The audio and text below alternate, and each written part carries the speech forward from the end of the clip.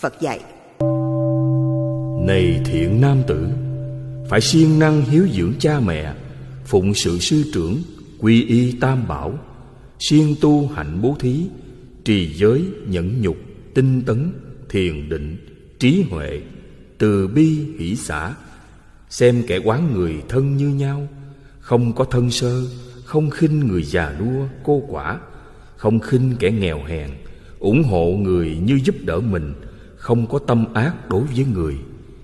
Nếu các người hay tu hành được như vậy,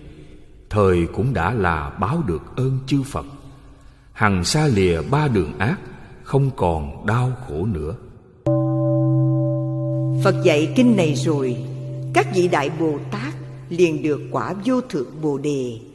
Các hàng thanh văn duyên giác liền chứng được lục thông, tam minh và tám pháp giải thoát.